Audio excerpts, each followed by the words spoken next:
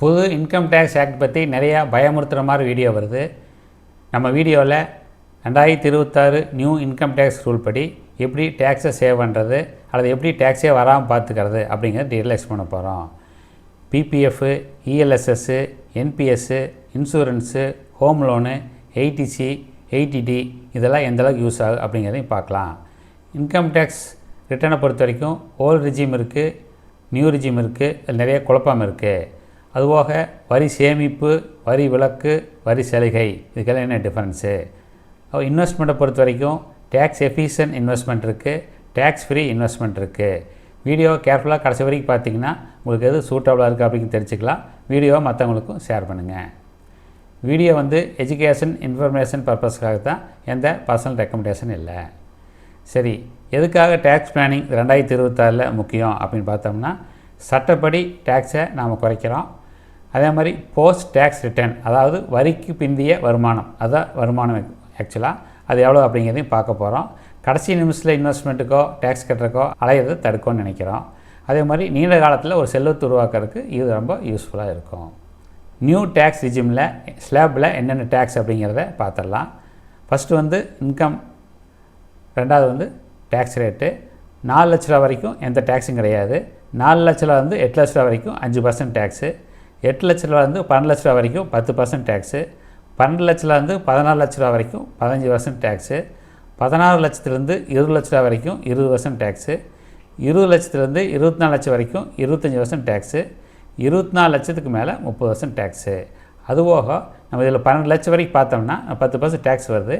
அதே சமயம் இன்கம் 12 லட்சத்துக்குள்ளே இருந்ததுன்னா நமக்கு எந்த டேக்ஸும் கிடையாதுன்னு சொல்லியிருக்காங்க. சரி, நியூ டேக்ஸ் ரிஜிமோட பெனிஃபிட்லாம் என்ன அப்படின்னு பார்த்தோம்னா, டேக்ஸ் ரேட் எல்லாமே குறைவாக இருக்கும். 12 லட்ச ரூபாய்க்குள்ளே வருமானம் தான் எந்த டேக்ஸும் கிடையாதுன்னு சொல்லியிருக்காங்க. அதுபோக கால்குலேஷன் ரொம்ப சிம்பிளாக இருக்கும். ஒரு பேஜ் 2 பேஜ்லேயே இன்கம் டேக்ஸ் ரிட்டர்னை முடிச்சுக்கலாம். கண்டிஷன்ஸு, டிடக்ஷன்ஸ் எல்லாமே ரொம்பவே குறைவாக தான் இருக்கும், ரொம்ப சிம்பிளாகவும் இருக்கும். இது மேக்ஸிமம் ஒரு 80% மேலே டேக்ஸ் பே ஆகிருக்கு, சூட்டபுளாக இருக்கும். சரி, ஓல்டு டேக்ஸ் ரிஜிமெண்ட் என்னென்ன ஸ்லாபில் பார்த்துட்டோம்னா, இந்த 2026 ஃபஸ்ட்டு டேக்ஸபிள் இன்கம், ரெண்டாவது டேக்ஸ் ரேட்டு. 2 லட்ச ரூபா வரைக்கும் எந்த டேக்ஸும் கிடையாது. 2 லட்சத்துலேருந்து 5 லட்சம் வரைக்கும் 5% டேக்ஸு. 5 லட்சத்துலேருந்து 10 லட்சம் வரைக்கும் 20% டேக்ஸு. 10 லட்சத்துக்கு மேலே 30% டேக்ஸு. நோட் பண்ண வேண்டியது, நியூ ரிஜிமில் 24 லட்சத்துக்கு மேலே தான் 30% டேக்ஸ் வரும். ரைட், ஓல்டு டேக்ஸ் ரிஜிமில் நான் பெனிஃபிட் இருக்குது. என்னென்னு பார்த்தோம்னா, ஏடிசியில் 1 லட்ச ரூபா வரைக்கும் இன்கமில் கழிச்சிக்கலாம். அதில் என்னென்ன வரும்னு பார்த்தோம்னா, EPF, PPF, ELSS, tax saving fixed deposit பேங்க்கில், அது மாதிரி நிறைய இது கழிச்சிக்க முடியும். அதுபோக life insurance, LIC premium, home loan, வீட்டு கடனோட அசல் பிரின்சிபல் இதில் கழிச்சிக்கலாம். சரி, ஏடிசி போக நிறைய டிடக்ஷன் இருக்குது. ஹெல்த் இன்சூரன்ஸ் பிரீமியம், நிறைய ஹெல்த் இன்சூரன்ஸ் இப்போ நிறைய அவேர்னஸ் எடுக்க ஆரம்பிச்சிருக்காங்க. அது ஏடிடியில் இன்கம் டேக்ஸில் கழிச்சிக்க முடியும். ஹோம் லோனில் இன்ட்ரெஸ்ட், அதாவது அசலில் ஏடிசியில் கழிச்சோம், இது வட்டி இதில் தனியாக கழிச்சிக்கலாம். 2 லட்ச ரூபா வரைக்கும் கழிச்சிக்க முடியும். அதே மாதிரி என்பிஎஸ், நேஷ்னல் பென்ஷன் சிஸ்டம் 8061Bயில் ஒரு 50,000 அந்த மாதிரி கழிச்சிக்க முடியும். எஜுகேஷன் லோன் இன்ட்ரெஸ்ட், கல்வி கடனோட வட்டி கழிச்சிக்கலாம். இது அதே சில டொனேஷன்ஸ் இருக்குது. PM relief fund, CM chief minister relief fund, அதுவும் சில ஆர்கனைசேஷன் டொனேட் பண்ணுறதுல எக்ஸாம்ஷன் வரும் 80Gயில், அதுவும் கழிச்சிக்க முடியும். இதெல்லாம் ஓல்டு ரிஜிம் மட்டும்தான் எலிஜிபிள். சரி, நியூ ரிஜிமில் எந்த எக்ஸாம்ஷன் இல்லையா அப்படின்னு கேட்டால் அதிலே இருக்குது. என்ன பார்த்தோம்னா, ஸ்டாண்டர்ட் டிடக்ஷன் 76,000, இது சேலரி கிளாஸ், சம்பள வருமான வரவங்களுக்கு மட்டும் பொருந்தும். அதே மாதிரி NPS, national pension system contribute பண்ணவங்களுக்கு சப்போஸ் எம்ப்ளாயர் கான்ட்ரிபியூஷனில் பேசிக் பேல 14% கழிச்சிக்கலாம். எம்ப்ளாயர்னால் கவர்மெண்ட்டு, அது கம்பெனி ஓனர் வச்சுக்கலாம். எம்ப்ளாயிங்கிறது நம்ம போடுற அமௌண்ட்டு. ஸோ எம்ப்ளாயர் கான்ட்ரிபியூஷனில் நம்ம பேசிக் பேல 14% இன்கம் டேக்ஸை கழிச்சிக்க முடியும். அதே மாதிரி கன்வீனியன்ஸ் அலவன்ஸ், எங்கிட்ட அஃபீஷியல் விஷயமாக போகிறோம், அதுக்கான travel expense, TA DA, mobile phone expense, இது மாதிரிலாம் கழிச்சிக்க முடியும். இந்த எக்ஸம்ஷன் நியூ ரிஜிமெண்ட்லேயும் வருது, அதுதான் முக்கியம். சரி, இது ரொம்ப முக்கியமான ஸ்லைடு. ஓல்டு ரிஜிமெண்ட்டுக்கும் நியூ ரிஜிமெண்ட்டுக்கும் என்ன அப்படிங்கிறத ஒரு ப்ரீஃபாக கம்பேரிசன் டேபிள் மூலியமாக பார்த்துடலாம்.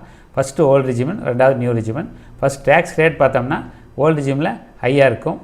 உதாரணத்துக்கு 10 லட்சத்துக்கு மேலேயும் 30% டேக்ஸ் வருது பார்த்தோம். நியூ ரிஜிமில் கொஞ்சம் குறைவாக இருக்கும். நம்ம 24 லட்சத்துக்கு மேலே தான் 30% டேக்ஸ் வருது. டிடக்ஷன் பார்த்து நிறைய எக்ஸாம்ஸ் கொடுக்குறாங்க. எக்ஸாம்ஷன் இதெல்லாம் பெண்ட் இன்கம் கழிச்சிக்கிற மாதிரி, இது ரொம்ப லிமிட்டட் எக்ஸாம்ஸ் தான் நியூ ரிஜிமில் இருக்கும். ஸ்டாண்டர்ட் டிடக்ஷன் சேலரி கிளாஸுக்கு ரெண்டுமே எலிஜிபிள், 76,000 வரைக்கும். அதே மாதிரி எம்ப்ளாயர் கான்ட்ரிபியூஷன் பேசிக் பேல 14% வரைக்கும் ரெண்டுலேயுமே எலிஜிபிள். சரி, எது சூட்டபுளாக இருக்குது அப்படின்னு பார்த்தோம்னா, ஓல்டு ரிஜிமெண்ட் வந்து நிறைய டிடக்ஷன், ஒரு ஹோம் லோன் இருக்குது, ஒரு எஜுகேஷன் லோன் ரீபே பண்ணுறோம், அது மாதிரி ஹெல்த் இன்சூரன்ஸ் இருக்குது, அந்த மாதிரி டிடக்ஷன் நிறையா இருக்கிறவங்களுக்கு ஓல்டு ரிஜிமெண்ட் பெட்டராக இருக்கலாம். நியூ ரிஜிமெண்ட் வந்து அப்படி எதுவும் இல்லாத most of the tax payers, ஒரு 80 வருஷத்துக்கு மேலே டேக்ஸ் பேயர்ஸ்க்கு வந்து நியூ ரிஜிமெண்ட் பெட்டராக இருக்கும். சரி, டேக்ஸ் ஃப்ரீ இன்வெஸ்ட்மெண்ட் என்ன, டேக்ஸ் எஃபிஷியன்ட் என்ன அப்படின்னு சுருக்கமாக பார்த்தோம்னா, டேக்ஸ் ஃப்ரீ என்னென்ன வரும்னா பிபிஎஃப், பப்ளிக் ப்ராவிடென்ட் ஃபண்டு, இது ட்ரிபிள் பெனிஃபிட் வருது, எக்ஸம்ட்டு. அதுபோல் டேக்ஸ் ஃப்ரீ பாண்டுன்னு இருக்குது, சில கம்பெனிஸ் இன்ஃப்ராஸ்ட்ரக்சர் பாண்ட் அதெல்லாம் வரும், அது வர இன்ட்ரெஸ்ட்டுக்கு டோட்டலாகவே டேக்ஸ் ஃப்ரீ. சில என்பிஎஸ் பெனிஃபிட், என்பிஎஸ் எடுக்கும்போது ஒரு 40% வந்து டோட்டலாகவே டேக்ஸ் ஃப்ரீ எடுத்துக்க முடியும்.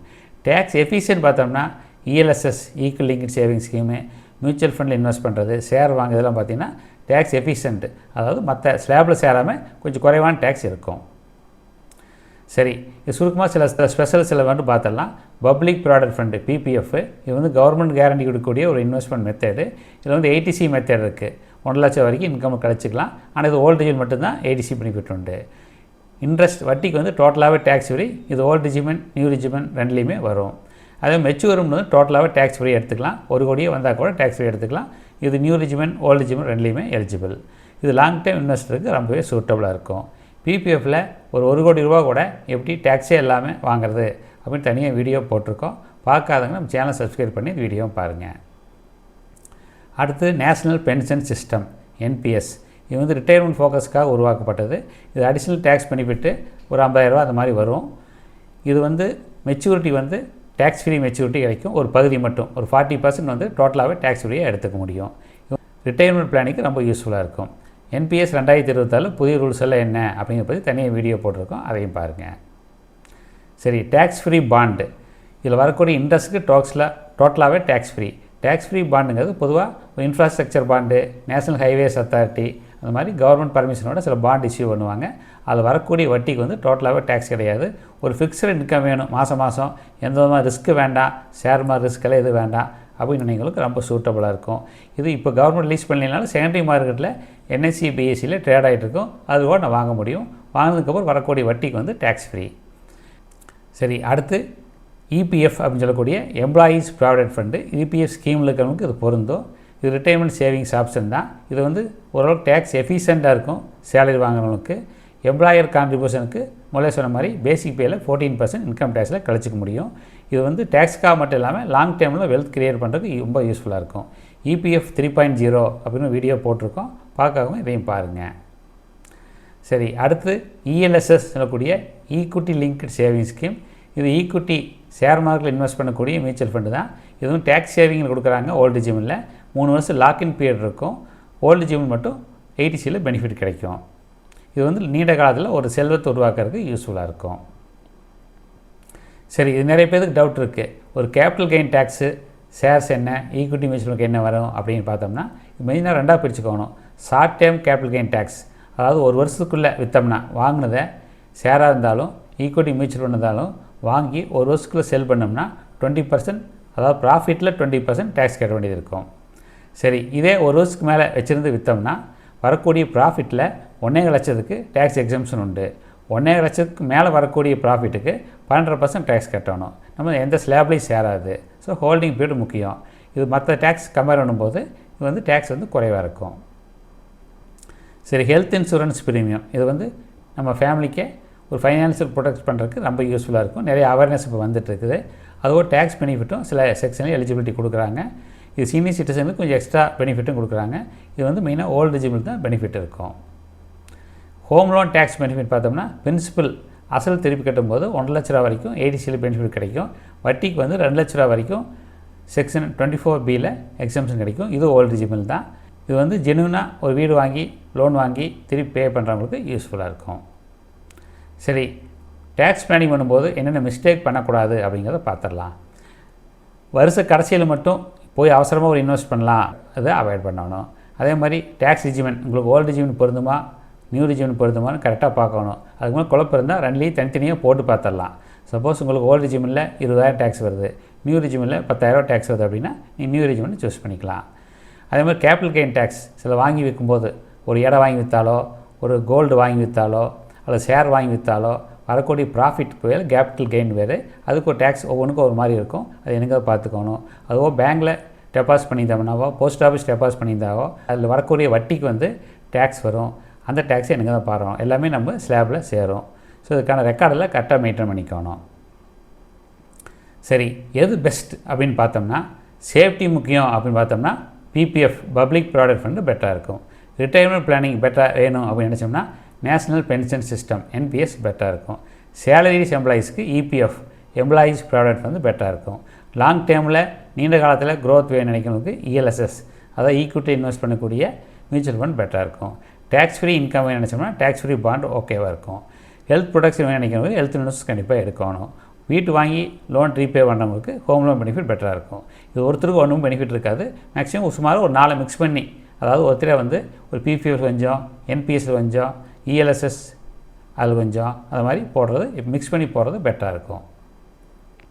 சரி, டேக்அவேஸ் பார்த்தோம்னா நியூ ரிஜிமினி ஓல்டு ரிஜிமினி கேர்ஃபுல்லாக கம்பேர் பண்ணணும். அதே மாதிரி போஸ்ட் டேக்ஸ் ரிட்டர்ன் வரிக்கு பிந்திய வருமானம் என்னென்னு பார்க்கணும். அதுதான் நம்ம ஆக்சுவல் வருமானம். அதே மாதிரி டேக்ஸ் ஃப்ரீயாகவும் டேக்ஸ் எஃபிஷியன்ட் இன்வெஸ்ட்மெண்ட் நிறைய சூஸ் பண்ணணும். அப்போ தான் நமக்கு இன்வெஸ்ட்மெண்ட்டோட க்ரோத் வந்து நல்லாவே இருக்கும். வருஷம் பூரா பிளான் பண்ணணும். இன்வெஸ்ட்மெண்ட்டாக வருஷம் ஆரம்பத்துலேயே ஆரம்பிக்கணும். ஈவன் டேக்ஸ் கட்டுறவங்க கூட அட்வான்ஸ் டேக்ஸை முதலே கட்ட ஆரம்பிச்சிடணும். இல்லாட்டி டேக்ஸுக்கு இன்ட்ரெஸ்ட் போடுவாங்க. சரி, இப்போ வந்து எப்படி இன்கம் டேக்ஸ் சேவ் பண்ணலாம் 2024 பார்த்தோம். இப்போ வந்து உங்களுக்கு வந்து எதை சூஸ் பண்ணுவீங்க? ஓல்டு ரிஜிம்னா, நியூ ரிஜிம்னா, என்ன காரணத்துக்காக அப்படிங்கிறத கமெண்ட்லேயே சொல்லுங்கள். By smart investment tips by doctor Anandan. Thanks for வாட்சிங். வீடியோவை லைக் பண்ணுங்கள், கமெண்ட் பண்ணுங்கள், ஷேர் பண்ணுங்கள், ஹைப் பண்ணுங்கள். சேனலை சப்ஸ்கிரைப் பண்ணி எல்லா இன்ட்ரெஸ்டிங் வீடியோவும் பாருங்கள். இதோட வீடியோவை முடிச்சுக்கலாம். வீடியோ எல்லாத்துக்கும் யூஸ்ஃபுல்லாக இருந்ததுன்னு நினைக்கிறேன். நம்ம க்ரோயிங் சேனல்னால யூடியூப் நமக்கு ஹைப் ஆப்ஷன் கொடுத்துருக்காங்க. வீடியோவை ஹைப் பண்ணுங்கள், லைக் பண்ணி ஷேர் பண்ணுங்கள். எல்லா வீடியோலையும் பர்சனல் எக்ஸ்பீரியன்ஸ் சேர்த்து தான் கொடுத்துருக்கேன். சேனலை சப்ஸ்கிரைப் பண்ணி எல்லா இன்ட்ரெஸ்டிங் வீடியோவும் பாருங்கள்.